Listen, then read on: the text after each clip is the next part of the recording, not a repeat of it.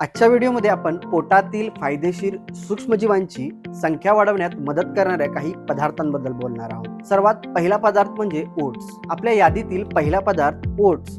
एका सर्विंग ओट्समध्ये सुमारे 10 gram fibre असतात। हे आपल्या पोटातील चांगल्या बॅक्टेरियासाठी अन्न पुरवते आणि शॉर्ट चेन फॅटी ऍसिड तयार करण्यास मदत करते। हे शॉर्ट चेन फॅटी ऍसिड जळजळ कमी करण्यास आणि रोगप्रतिकारक शक्ती वाढवण्यास मदत करतात। नंबर 2 म्हणजे धान्य। पांढऱ्या ब्रेड ऐवजी गहू, क्विनोआ, राजगिरा यासारख्या धान्यांचा वापर करणे आपल्या पोटासाठी खूप फायदेशीर आहे। यात भरपूर प्रीबायोटिक फायबर असतात जे विशेषतः बिफिडोबॅक्टेरिया नावाच्या चांगल्या बॅक्टेरियाच्या वाढीस मदत करतात। हे बॅक्टेरिया पोटाच्या आरोग्यासाठी खूप महत्त्वाचे आहेत। नंबर 3 म्हणजे फळे आणि भाज्या। वेगवेगळ्या रंगाची फळे जसे की बेरीज, सफरचंद, नाशपती हे विरघळणाऱ्या फायबर आणि पॉलिफिलिनचे उत्कृष्ट स्रोत आहे। हे आपल्या पोटातील हानिकारक बॅक्टेरिया कमी करतात आणि चांगल्या बॅक्टेरिया वाढीस प्रोत्साहन देतात। लसूण आणि कांदा यासारख्या भाज्यांमध्ये इन्सुलिन फायबर असते जे केवळ चांगल्या बॅक्टेरियाला पोषण देते।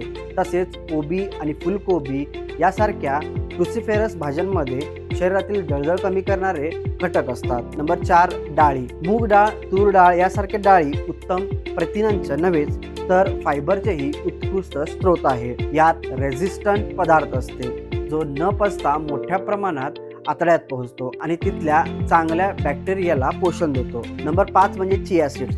शेवटी यादीमध्ये चिया सीड्स समावेश आहे।